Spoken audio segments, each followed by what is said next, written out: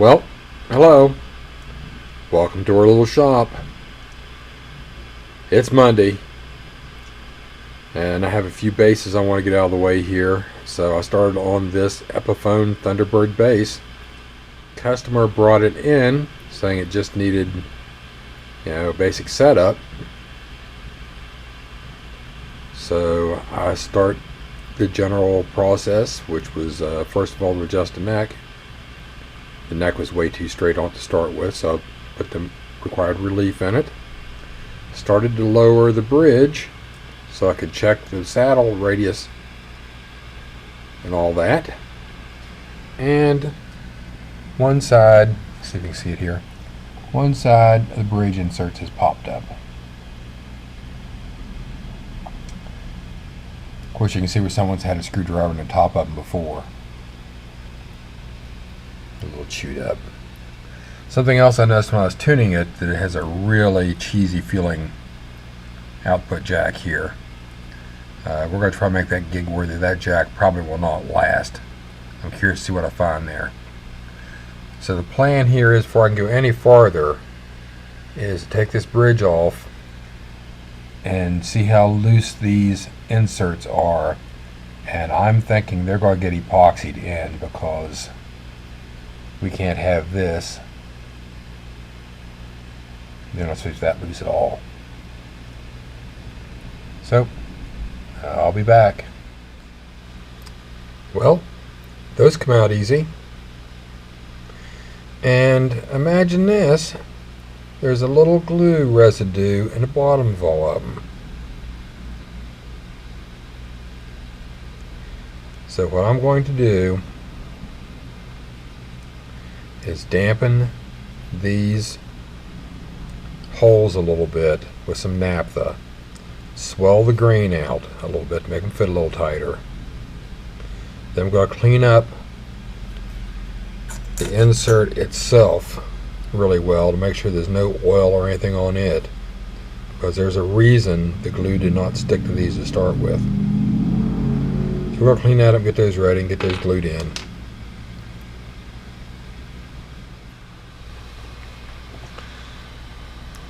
Like I said, we're going to start by working some naphtha in here to swell this grain up a little bit.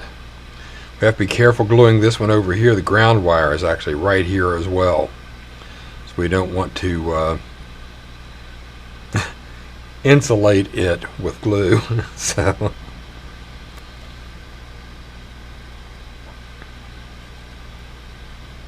this naphtha will dry really quick, and it'll raise that grain up, make that a little bit tighter. What kind of glue that was in there? It's coming out with the naphtha.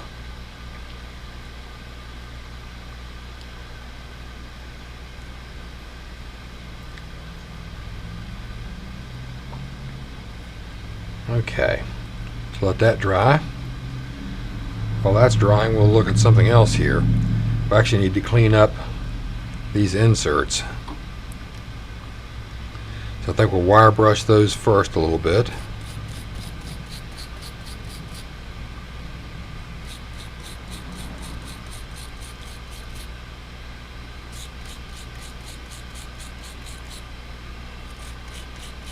Just get anything off of them.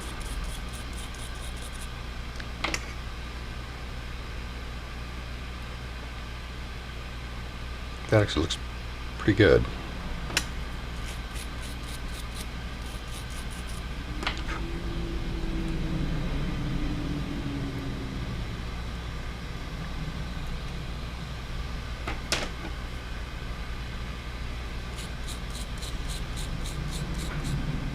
There's nothing really nasty on them.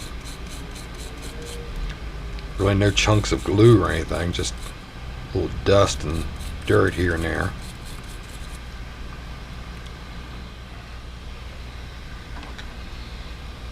Okay, here is one that's got some crud in it.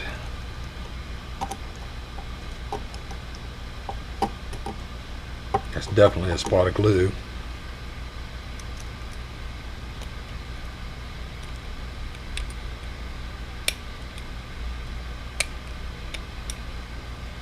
I got most fit.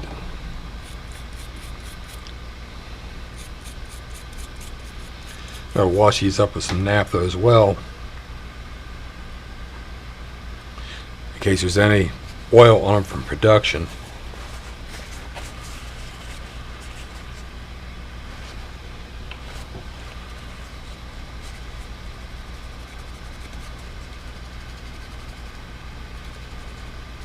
Anything to keep that glue from sticking.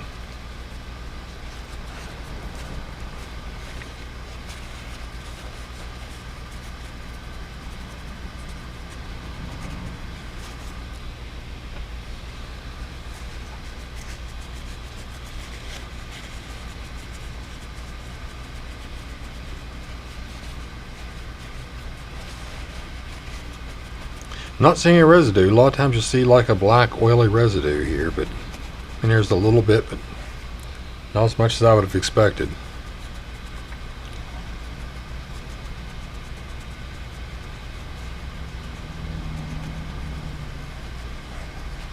Okay, well, those are ready to glue in.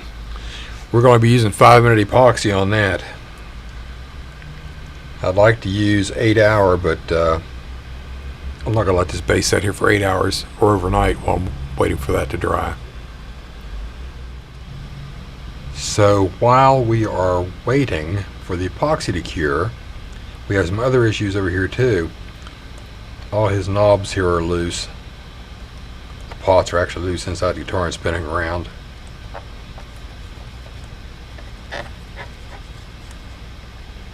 See how much it's moving. And we've got the questionable output jack here that I can't wait to see how cheap it actually is. So we're going to get that taken care of while we are waiting for this glue to cure. Well, lo and behold, when I got in here I found out that there's no lock washers on any of the pots. So we're going to be replacing those with these. Actually be adding lock washers. Also found out that we've got this little really cheesy, oh look, it's an Epiphone jack. So we're going to be replacing it with a Switchcraft long thread jack, so this doesn't crap out on him some night in the middle of a gig. So that's what I found there.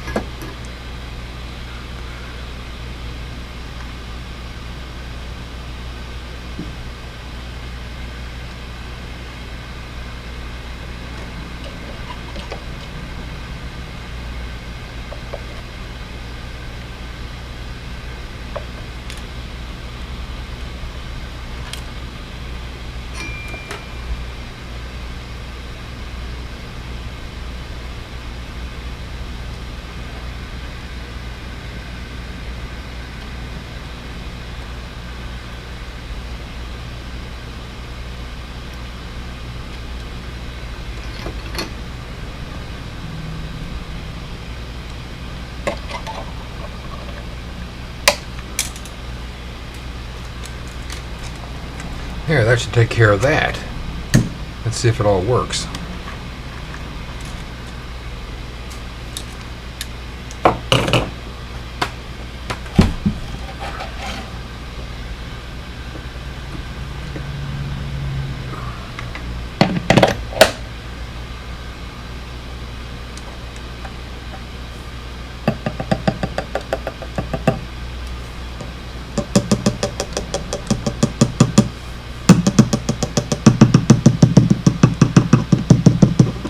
Yep, all good. Okay, let's move on. All right, now, where were we? I'm back to where I was. I've got the bass tuned back up. I've got the bridge dropped down to a certain height. I've been measuring and comparing the radius for the bridge saddles and the neck, rather the fingerboard, and they don't match. So we're going to have to file these a little bit, which is normal, to make them actually match the radius of the fingerboard.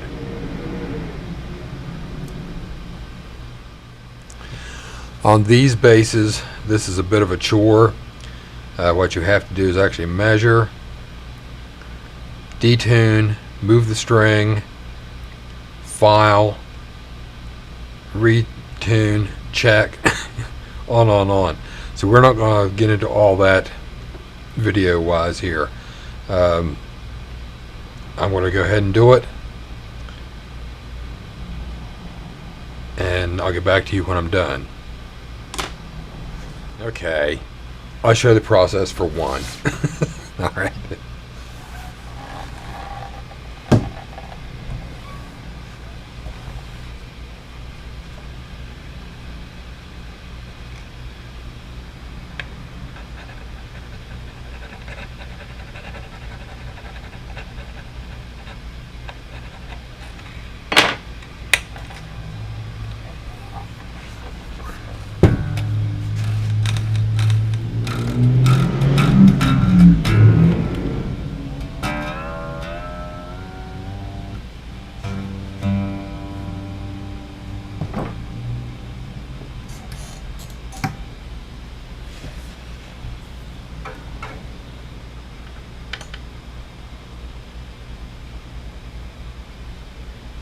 Okay, that's one. I lucked out on that in the first try. So multiply that by about 4. So we have the bridge all notched the way we want it.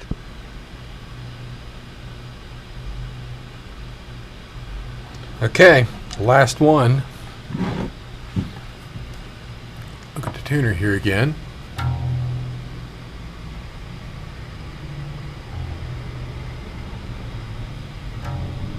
See? F. Not sharp. F. Okay.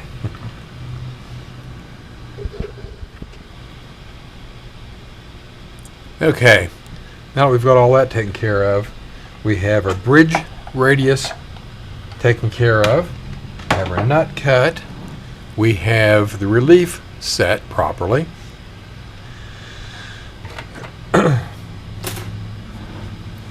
So I'm going to go ahead and rough set the height for his bridge, which you get some ballpark there for his action. I've noticed it's got a few sharp fret ends here. We're going to clean those up too when I de-string it. So at that point, I'm going to have the strings off.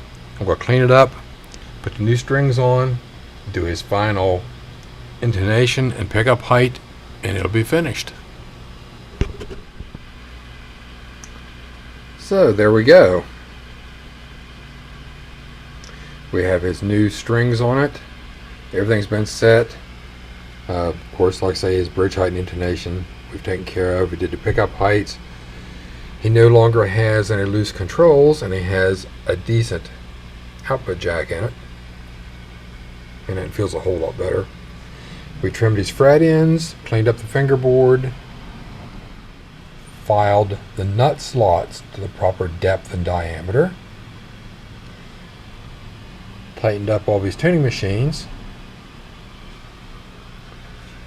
And of course, like I said, back here we had to file the radius into his bridge saddles, what it was supposed to be. So there we go. We have a set up Epiphone Thunderbird bass.